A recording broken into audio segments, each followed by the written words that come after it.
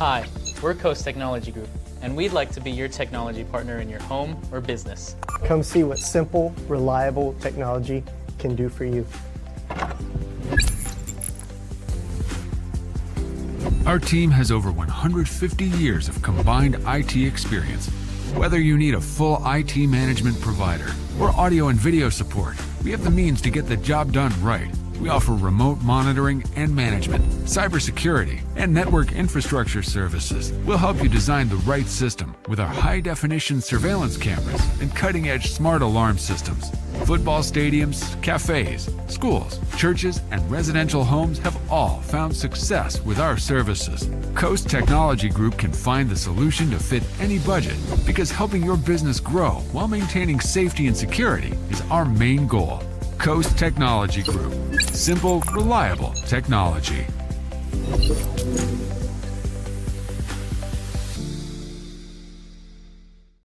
Well, welcome in on this live Wednesday evening edition of the Texas Weather Lab. I'm Chief Meteorologist Austin Bowling. As always, I appreciate you for stopping in and just getting a quick check of what the weather holds for the end of the week and into the weekend. And this time, not as quiet as Mother's Day weekend. Things are likely going to be a little bit noisier heading through the weekend. Some areas out east as early as Saturday evening, and then many of us getting in on the action of potentially some strong to severe storms by the time we get into Sunday and Monday of next week. So again, time to strap in once again. Got another opportunity. This is the peak of severe weather season, so this should not come as any surprise. Again, second half of May, climatologically, is our busiest time of the year. So let's talk about what's coming up. But first, want to give a few shout outs to some folks that make this what it is today, the free resource for you and your families. Of course, Kim Thomas and the Kim Thomas Real Estate Team want to help you find your home. It is PCS season. There's a lot of the military moving in and out. She has 20 years of experience right here in the Lawton area, helping those folks and also helping you list your house or help you find your dream home. She can be found at 1701 Northwest Cache Road, or you can find her by calling her at 580-704-9916. And my good friend Vincent Saylor, the State Farm agent here in town, also wants to help you with your insurance policy. Of course, we've had a lot of storms, flood damage, hail damage, wind damage, car accidents, anything like that, maybe new driver in the home, anything like that that you could think of. He wants to help you maybe reassess or get you that new policy. So give him a call. He's at 580-699-2771, or you can visit him at 2401 West Gore Boulevard, right next to Right Donuts. And of course, the folks that always make this what it is from the start, the good folks at Coast Technology Group. They can help you with any of your technology needs across the area. Again, that should say Wednesday on there. I apologize for that. That is a slip up on my part, but we did manage to get up to around 97 degrees today, both Lawton and Wichita Falls. The average high is about 82 degrees for this time of the year, and records, we thought we'd make a solid run. We did make a solid run, but we did fall short of those. Again, 99 was the record back in 1952 for the Lawton area. 100 was within 3 degrees of Wichita Falls, but didn't quite get there either. But again, quite toasty for both of those locations. Now, a little bit different here heading into Thursday. There is a weak cold front that is going to be passing through first thing in the morning.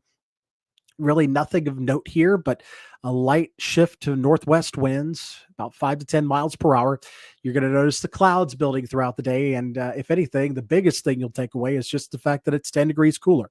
So 64 degrees will feel quite nice first thing in the morning, 80 by lunchtime, and then kind of a mostly cloudy sky there in the afternoon, around 85 degrees here for the Lawton area. Most of the area between, say, 79 and 86 degrees. And again, we'll fall back down with the little peaks of daylight here by the evening hours with temperatures in the upper 70s. So there are your rain chances here as we go through the end of the week into the weekend. Not really much to talk about there Thursday into Friday, but you start to see some isolated chances, especially out towards I-35 coming up into Saturday evening, and then more off and on scattered chances by the time we approach Sunday and Monday. And with the storm fuel that's out there and the dry line that is taking shape, that is something we're going to have to watch. So again, scattered off and on chances both Sunday and Monday. Good chunk of the area is Sunday. It looks like the eastern half of our area coming up for Monday. So here is that severe risk. And again, this is coming from the Storm Prediction Center folks up in Norman.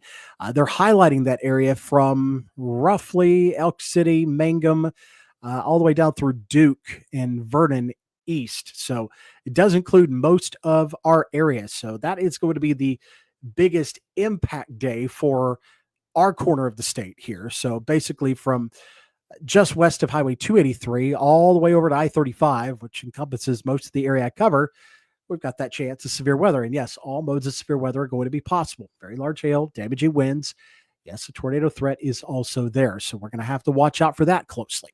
Then Monday, it's going to shift a little bit towards the east. So now you're looking about Highway 183 this time, Hobart, Snyder, down through about Frederick and east. So that still includes Lawton, Chickasha, Duncan, Waurika, over towards the I-35 corridor. So we get a little bit of a break there in Mangum, Altus, and Hollis, but the rest of the area, again, another day of dealing with severe storms. So that is what we're going to have to watch for late the weekend into the start of next week. So I want to talk about what that looks like as far as our forecast goes. So what we're looking at here is going to be the dry line. And so the dry line is the separation between the very moist air out in the east and the very dry air out in the west. And this tends to be a focal point for the development of storms for this time of the year. So we're going to put this into motion and we're going to step this through, and we're going to see what this has in store for us as we go through the upcoming weekend. So you'd see the blues out there in the east. That is where the highest moisture content is with this model here. And as we go through, this is Friday afternoon. You can see that's pulling up out in southeastern Oklahoma. It's still kind of dry here. As we go through the 17th, this is heading into the afternoon hours on Saturday. You can see most of that moisture is pulled up around I-35, southeastern Oklahoma. So if we can overcome the lid on the atmosphere, so there's some warmer air above our heads, if we can overcome that with our temperatures, we could see some stronger storms out there in southeastern Oklahoma. And then watch this dry line really shape up, like really sharpen up, I should say, heading into, I believe this is Saturday or Sunday. Sorry, this is Sunday. You can see why we're concerned here. Look how sharp it goes from extremely moist air to extremely dry air. So this is going to be a pretty strong dry line helping to drive these storms. And then you notice where we have these, we call these dry line bulges right here, these backward C shapes here. This is where you get some enhanced turning of the winds. So you see the winds kind of backing out to more of the southeast. This helps to give you a little bit more twist in the atmosphere. So we'll be watching out for some of those areas along the dry line getting into the 18th. And the 19th, we still have that pretty sharp dry line. It's going to be setting up right along Highway 183 once again, too. So we still have multiple days of seeing these storm chances coming in here. And again, all that moisture and all that heat just leads to additional instability that we'll have to contend with during that time frame. So I'm going to back it up here. This is just a rough look at what the radar may look like. This may not be exactly how it turns out. Obviously, maybe a little bit different as we get into that time frame. But let's step towards the 17th. 17th is going to be our Saturday. So let's see what that looks like here. So during the morning and midday hours, we may have some scattered showers trying to come through. This may be some mostly cloudy skies. Again, it's going to take a lot to overcome the lid on the atmosphere. So that's why things look kind of puny there to start. And then maybe there might not be much in the way of storms, but anything that pops up there in northeastern Texas, southeastern Oklahoma on Saturday evening will be on the severe side. So here locally, it's going to be quite a bit of clouds as that moisture comes in, maybe some scattered showers, but it's going to take a lot to overcome that lid over the atmosphere. So Tulia is asking, Twyla, sorry, read U instead of W. We can't have any tornadoes in Elgin until after Tuesday. I'm getting my storm shelter put in on the 20th. That's poor timing, unfortunately.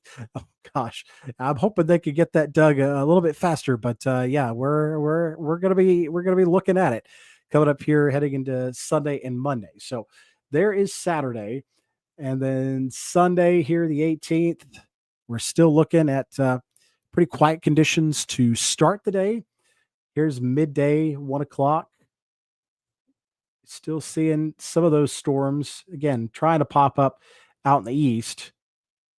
Not much. We've been watching closely. Again, we may see these storms firing off earlier than what this model is suggesting here. So, again, just because it's not showing anything doesn't mean we won't be seeing any storms. This particular one run of the model is not showing anything, but I would expect to see scattered storms popping up right along the Highway 183 I-44 corridor here heading into Sunday. And then Monday, you start to see again, there is by the evening hours, there's 7. You could see scattered storms popping up right over our heart of the area and heading up towards Oklahoma City, and some overnight storms coming in out of Texas heading into first thing on Tuesday. So there are numerous storm chances there, and then it looks like it quiets down heading through the rest of the week before we get into looks like late on the 23rd. That's going to be heading into next Friday, where we could see some spotty storm chances by then. But again, the main focus, as I showed you here, is going to continue to be for most of our area here on Sunday, and then getting into Highway 183 and east heading into Monday. So Nicole Ashley says, coming up on 5 years since my house was hit. Nicole, where are you at? I might remember what storm that was, but again, I'm sorry that that happened. Hopefully you guys have got things boarded up, replaced and repaired, and everything's good. I know any storm chance that probably pops up gives you a little bit of PTSD, I'm sure, but hopefully we can get you through. So Bowie, yes, we did have a pretty decent tornado that came through there not long ago. I think I remember some of the videos of, I believe it's the high school, if I'm not mistaken, or at least it was, maybe it was Jacksboro High School. I can't remember all that well. I would have to check with Ken on that one, but I think it was Jacksboro or it was Bowie High School that got pretty close to that one a few years ago. So that was a pretty scary storm that came down through there in Jack and Montague counties down there in Texas. So again, not trying to alarm anybody, but just we know how to deal with storms. Yes, dealing with that storm anxiety. I'm pretty sure of it. So again, not trying to scare anybody, just letting everybody know that we've got these storm chances coming up here late in the weekend. I think most of your Saturday is fine, but be watching out here. Areas east of Highway 81, especially east of I-35, coming up on Saturday evening. It's going to take a lot to overcome that lid in the atmosphere, but anything that does bubble up here Saturday evening would be strong out there in the east. And really, for the rest of the area, need to focus on Sunday and Monday. Large hail damage and winds, tornadoes, all possible during that time frame. And again, as we get more of this information, we start to see, fine-tune the threats, the timing, the area that's impacted. I will, of course, update that forecast for you. We'll probably be doing live storm coverage on Sunday evening rather than any forecast update here. So just go ahead and give you a plan on that one as well. Just make sure you set this as one of your presets for receiving your severe weather information coming up here Sunday into Monday. I'll be trying to do my best to give you some of that radar looks and timing out some of those storms as we get into the back half of the weekend and starting the new work week. So again, I hope everybody has a wonderful rest of the week. It's been a toasty one today. Hopefully you kind of recover and enjoy a nice day under the clouds here heading into Thursday. It starts to warm up again Friday and Saturday, but then again, make sure you have that plan ready to go heading into Sunday and Monday of next week. We'll time that forecast for you out. I'll keep putting out the graphics here for the rest of the week, fine-tuning that area, fine-tuning that timing. You want to check back here on Sunday evening for live storm coverage across the area. So hope everybody has a wonderful end of the week, and I will see you again coming up here on Sunday. Have a great night, folks.